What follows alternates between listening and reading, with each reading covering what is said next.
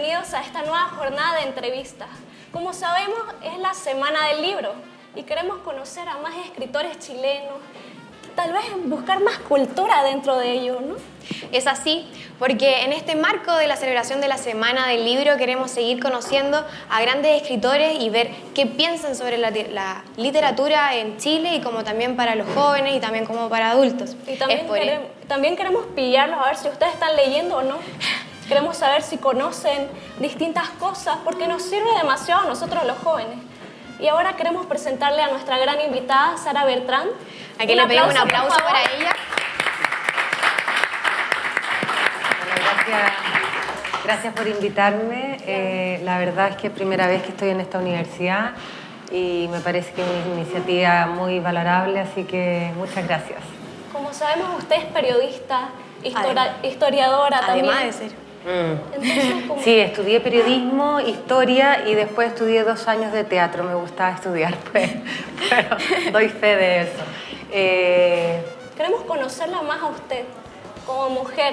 O sea, más allá de su rol de escritora, queremos saber qué despertó tal vez esa pasión que usted tiene al escribir. ¿Cómo podría describirse usted? A ver, yo creo que todo partió por la lectura. La verdad es que yo no me imagino la vida mía sin los libros, sin las historias. Mi padre era un gran cuentacuentos, murió cuando yo era muy joven y creo que nos donó eso, el gusto por leer, por escuchar y por hacer un momento de silencio.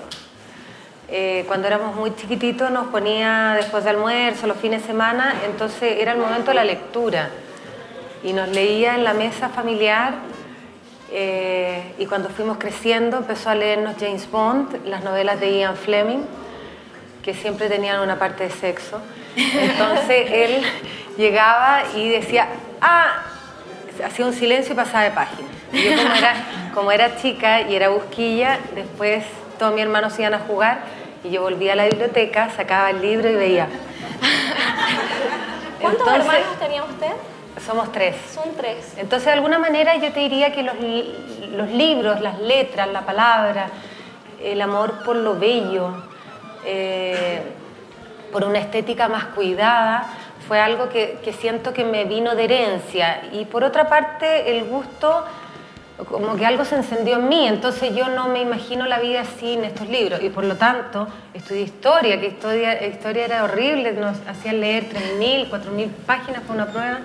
Después periodismo lo disfruté mucho, me dio mucho material para trabajar, sobre todo las primeras novelas que escribí, que fueron historias de aventura, que no tienen una pretensión como literaria específica, sino más bien fueron escritas para... Como que yo las relaciono primero con el periodismo y segundo con una etapa de maternidad. Yo estaba teniendo mis primeros hijos y la verdad es que son todos súper lectores como yo. Entonces no siempre tenía cosas para leerles, no quería que fueran a leer James Bond, entonces preferí contarles las historias. Podemos decir que este don se traspasó de generación en generación, el don de la lectura, pero ¿cuál es su libro favorito, podríamos decir?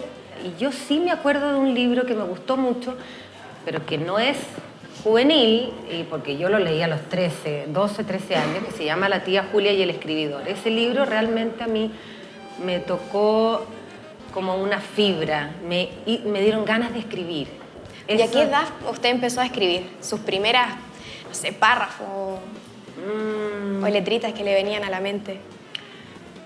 Es que, a ver... Yo creo que todo buen lector siempre tiene la pulsión escritural. Entonces yo escribía cuentos, escribía esos cuentos bien rancios, como medios gringos, como que ocurrían en cabañas donde nevaba y donde había que buscar, como esto era una estética que no me correspondía porque yo vivía en Santiago de Chile, entonces no sé, bueno, había esa cosa como del amor y como que el joven que había que recorrer como 200 kilómetros para ir a verlo, para que él solamente te diera esa mirada, o sea, y no ocurría nada, bueno. Un poco partí así. Yo sí me acuerdo que ya me hice como más consciente de mi pulsión escritural más o menos en la adolescencia, que ahí empecé a tener cuadernos escriturales y ya escribía y hacía ejercicio y ensayaba voces, entonces imitaba, bueno, me tocó mucho el boom latinoamericano. Entonces de ahí nace también el teatro, que luego usted lo estudió, como nos comentaba antes. El teatro me encanta, la verdad es que yo podría haber estudiado dramaturgia, pienso, y hubiera sido inmensamente feliz, y teatro también, para haber podido actuar, pero bueno, la verdad es que era muy ambiciosa intelectualmente. O no sé si ambiciosa, la palabra ambiciosa suena como un poco fuerte, pero tenía cierta ambición intelectual en el sentido que tenía muchas ganas de conocer. Y esas ansias de conocimiento te llevan necesariamente a los libros, entonces algo más pasivo. Claro, pero también, o sea, hay una gran diferencia entre las personas que escriben, pero los que escriben bien son muy pocos. ¿O usted cree que hay muchas personas que pueden escribir bien? Pero en este caso, metiéndonos un poco en su vida, ¿usted tiene alguna figura o alguien que lo haya marcado, o sea, que le haya ayudado tal vez a seguir escribiendo? ¿Algún escritor así favorito que le inspiró a seguir? Bueno, yo creo que todos los que escribimos tenemos muy claro que esto es como una escalera al cielo. Entonces, estamos los que intentamos escribir, están los que escriben, luego están los escritores, luego están los grandes escritores y luego están los genios. No creo que genios no hay muchos por generaciones. Yo creo que el único recurso que le queda a un escritor es la honestidad y ser lo más honesto consigo mismo y escribir muy apegado a las vísceras, de manera que lo que salga como único y repetible, porque los seres humanos somos todos diferentes, entonces obviamente en eso hay un gran valor. Ahora, grandes escritores, a mí me gustaron los rusos desde muy chica. Mi abuelo me regaló a los 10 años Los hermanos Karamazov. Fue una novela que obviamente yo tiré para el lado porque encontré que nadie me podía regalar un libro de este porte, pero que luego leí y luego volví a leer y ya me la he leído 3 veces y siempre me ha parecido fenomenal, perfecta. Creo que los rusos tienen un manejo de los personajes y de los perfiles psicológicos que es muy poco superable. Bulgakov, no sé si han leído El maestro y Margarita, es un libro impresionante, un libro terrorífico sobre el diablo, sobre las conversaciones con el diablo. Bueno, Chekhov, no sé, hay tanto escritor ruso que son todos perfectos y maravillosos. También me gusta mucho la literatura japonesa. Creo que los japoneses tienen algo que decir sobre los espacios, sobre el silencio también, sobre las pausas, porque ellos son muchos y tienen poco espacio y entonces generalmente tienden a valorar mucho los huecos, tienden a valorar mucho como la cadencia. Entonces, bueno... Son pacientes, Sí, son creo que los pacientes. poetas rusos, hay un poeta que me gusta mucho, japoneses, que se llama José Watanabe, que es peruano-japonés, que se lo recomiendo mucho, es maravilloso, sí, maravilloso. Entonces, bueno, y así, juvenil, yo obviamente crecí con Bolaño a uno le da una pulsión escritural que es inigualable. O sea, yo creo que cualquier genio, si alguien quiere escribir o si alguno de ustedes que está acá tiene esa pulsión, yo diría que se acerque a alguno de los grandes, porque obviamente ellos, más que inspirarte como por la historia que te relatan, te llaman a escribir ahora. O sea, tú necesitas el computador o el cuaderno, el lápiz, ya, así, llame ya, es como así. Pero a usted, ¿qué le gusta escribir? ¿Cuál es el tema que más la mueve? Bueno, yo he escrito para niños, para jóvenes y para adúlteros, como me dijo ahora mi sobrino pequeño. Me dijo, ¿cómo? ¿Ya no vas a escribir para niños? ¿Ahora vas a escribir para adúlteros? Y yo le dije, sí, voy a escribir para adúlteros. Bueno, y la verdad es que en general me he he ido dándome cuenta que los temas son bastante similares en cualquier cosa que escriba, y en general escribo sobre memoria, sobre identidad, sobre abandono, y yo creo que harto sobre nostalgia. Hay una Yo leí por ahí una pasión por... de que usted se considera una persona como muy cursi. ¿Cómo qué? Cursi, que le gusta igual las novelas de amor. Se me dispara el factor cursi, te voy a decir. Lo que pasa es que, claro, yo no me gustan las novelas tipo bestseller, nunca fui lectora de sagas, ni no existían en mi época tampoco. Y me pasé rápidamente, como era muy lectora, me pasé rápidamente a la gran literatura. Pero sí, me encantan las historias de amor, sí. Usted también utiliza muchas metáforas dentro de sus libros. Lo que pasa es que, a ver, yo como les explicaba, partí escribiendo independiente de lo que yo escribía para mí, que quedaban mis cuadernos de notas, que le llamo yo, y que esos cuadernos de notas hoy día me están sirviendo para escribir literatura más para adultos. Yo escribí estas novelas para niños en una primera etapa que eran muy cercanas al periodismo, a la maternidad, y a una cosa como novela aventura, una historia muy lineal, bien escrita, porque obviamente yo tengo oficio en la escritura, he trabajado en periodismo y eso me importa mucho las palabras, pero no tenían grandes pretensiones literarias. Y luego me pasé a hacer un poco lo que yo quiero, a escribir lo que yo quiero, y de ahí viene como un reencuentro con la poesía. Yo creo que la poesía me ha permitido dar un gran paso literario en términos de la calidad y de la pretensión literaria con la que estoy escribiendo hoy día. Y pretensión suena feo, pero es como con la idea de literatura que tengo. Y en ese sentido, claro, entran ya novelas o escritos, ahora va a salir, por ejemplo, en una editorial española que se llama Buen Paso, un poema largo que escribí, que se llama Afuera los fantasmas, y claro, ya es poesía directamente. Escribí Cuando los peces se fueron volando, que salió publicado en Colombia. Sí, y es un libro, bueno, lleno de metáforas, un libro muy figurativo, es un libro difícil. Yo no diría que es un libro netamente infantil, pero como uno bien sabe, la literatura infantil, también los niños toman los libros y hacen lo que quieren.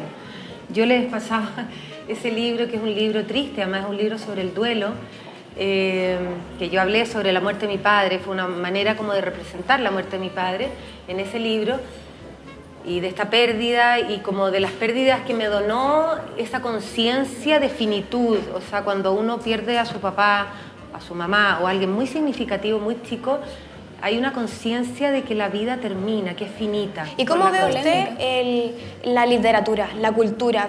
Me parece que llevamos unas seguidillas de gobiernos que han peleado mucho en el Ministerio de Educación por cuál va a ser la educación y cómo nos vamos a organizar y de qué manera, cuánto van a pagar y cuánto van a ganar. Y entonces todo lo que le importa a los distintos gobiernos que han sucedido en los últimos tiempos es cifras numéricas, la métrica. Y a nadie le interesa realmente el contenido de esa educación. Entonces hoy día hablamos de libros y a mí me parece una ingenuidad lo más linda que hay. Me parece súper bonito en realidad que usted me pidan que hable de literatura infantil cuando en realidad a nadie le interesa mucho. Porque si nos interesara la literatura infantil, efectivamente tendríamos que darnos cuenta que no pueden existir planos lectores, que nosotros tenemos niños, no sé, en una sala de 20, 30 alumnos, son 30 unidades, vamos a decir, para ponerlo en siglas medias así, no sé, cuantificables. 30 unidades que piensan distintos, se mueven distintos, tienen distintos intereses. Mi hijo, este chico que le gusta mucho leer lo que yo escribo, él aprendió a leer a los 4 años solo. Entonces, él es un niño que cuando entró al colegio ya había leído mucho. Entonces una vez me llama la profesora y me dice, hoy tengo un problema con tu hijo. ¿Qué pasa? Le digo, entonces me muestra la prueba y él contestó. Arriba pone este libro lo encontré muy fome, así es que no voy a contestar la prueba. Entonces, ese libro, la verdad es que mi hijo lo había leído 3 años antes de la prueba y en ese momento estaba leyendo, por ejemplo, El Señor de los Anillos. Era segundo, tercero básico, una cosa de este porte. Entonces, yo me siento ante la profesora y le digo, pero tú le preguntaste qué es lo que está leyendo, porque tal vez por algo no le gustó el libro, por algo es que él... Claro, no está bien que él conteste que no le interesó y que como que de alguna manera haga ese movimiento como de desprecio ante una prueba, pero también él estaba muy aburrido con sus clases de lenguaje. En una casa donde hay una biblioteca gigante, él tenía acceso a millones de libros.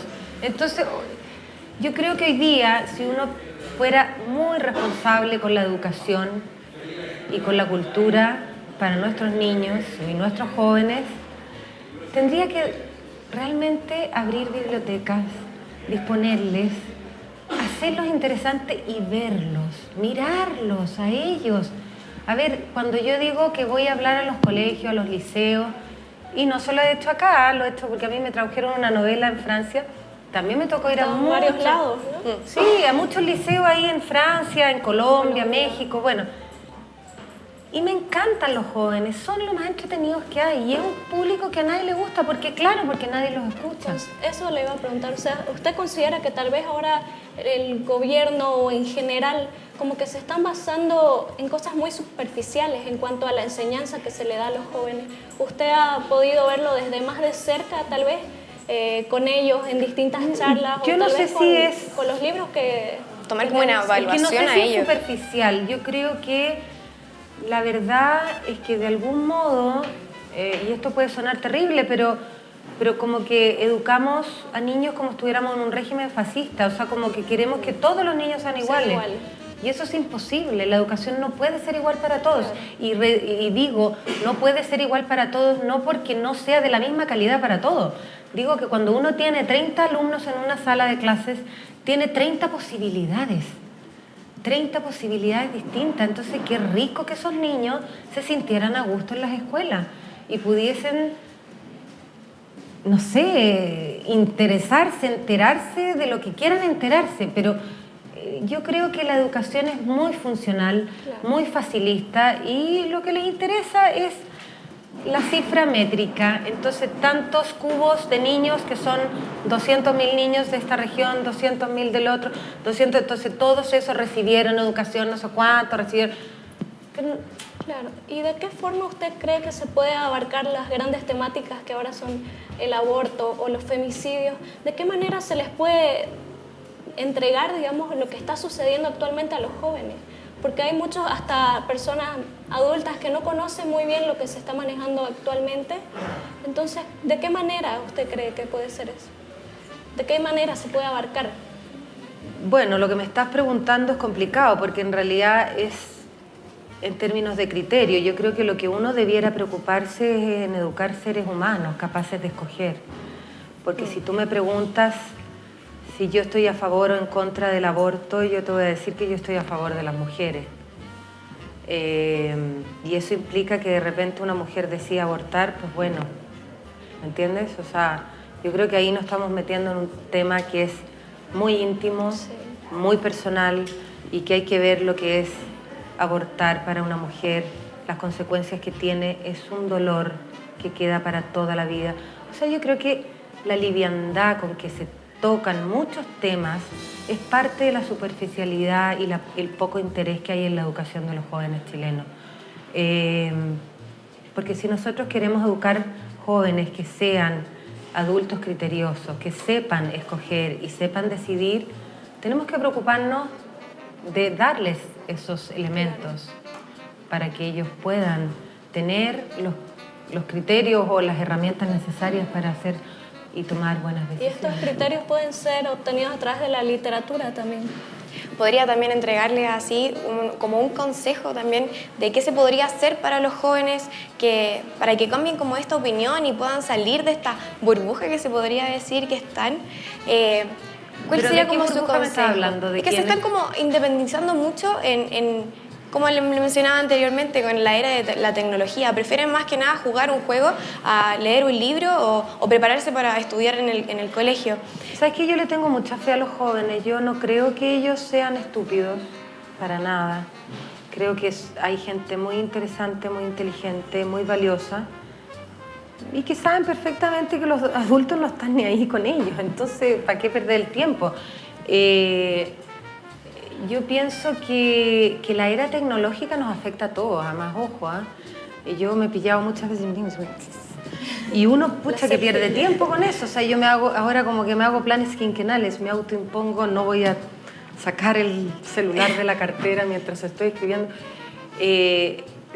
Tal como les comentaba del sistema capitalismo, yo creo que la humanidad ha avanzado mucho, muchísimo, en términos tecnológicos en los últimos, ¿qué? ¿20 años? ¿15 años? Entonces, muy poco tiempo para que nosotros tengamos una opinión de lo que ocurre y de lo que va a suceder con estos niños hipertecnologizados. Porque si uno piensa, esto tiene relación con la forma de pensamiento, el pensamiento matemático, el pensamiento de ordenar el mundo en términos matemáticos fue el que se impuso también. Porque antes del siglo XX lo que primaba era el pensamiento humanista.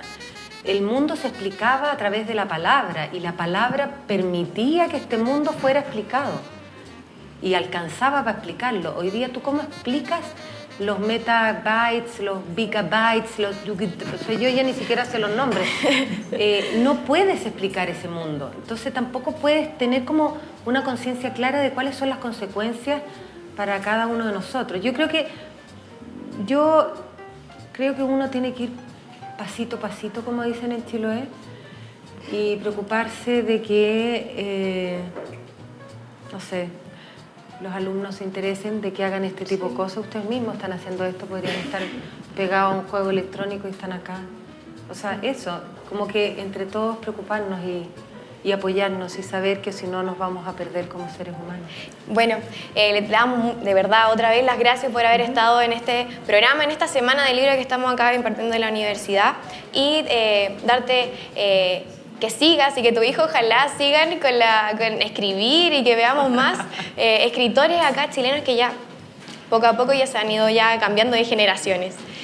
Nosotros ya estamos terminando el programa, le damos las gracias a los asistentes y los dejamos también invitados a que sigan acompañándonos. Mañana va a haber otro ciclo de entrevistas y terminamos el 29 de abril y nos vemos en la próxima edición de ¿Quién es quién? Están todos muy invitados en este ciclo y la verdad que es muy importante haber tenido su presencia aquí para nosotros. Muchas gracias. Muchas gracias a ustedes también. Un aplauso.